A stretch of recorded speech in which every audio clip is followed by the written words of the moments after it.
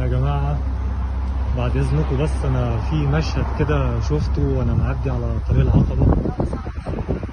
فشفت منظر الراجل السعودي المحترم ده، الراجل بتاع سرية الإطفاء، قاعد بيتغدى مع الراجل عامل النظافة المحترم.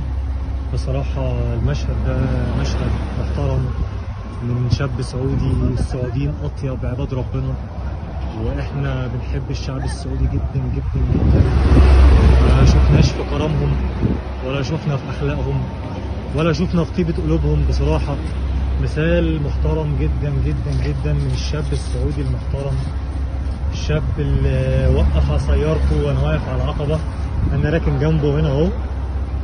فجأة نزل اكل وابتدى ياكل مع الراجل لما لقاه واقف في الشمس لوحده. فده شاب محترم جدا جدا جدا، انا بكن له كل الاحترام.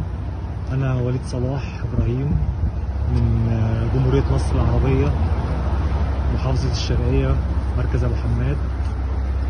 وبكن كل الاحترام للمملكة العربية السعودية ولشعبها ولناسها ولأدبهم ولذوقهم ولكرمهم.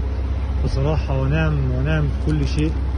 عاش جلالة الملك سلمان وسمو الأمير محمد بن سلمان. बिस्मिल्लाहिर्रहमानिर्रहीम। अस्सलामुअलैकुम।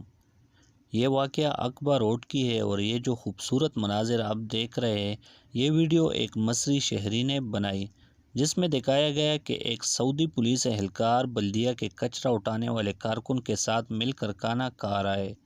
मसरी शहरी ने कहा कि मैंने देखा कि सऊदी पुलिस एहलकार अपनी गाड़ी से खाना लाकर धूप में तन्हा खड़ा बल्दिया के सफाई वाले कारकुन के साथ बैठकर खाना शुरू कर देता है।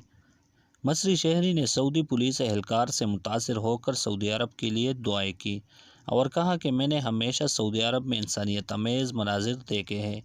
नाज़रीन, ये वीडियो सोशल मीडिया पर इस वक्त बहुत वायरल है। सऊदी अरब अवाम भी मसरी शहरी का मुमलिकत से बेपनाह मोहब्बत पर शुक्रिया अदा करते हैं। अल्लाह ताला हम सब के दिलों में इंसानों के लिए मोहब्बत पैदा फरमाए। आमीन।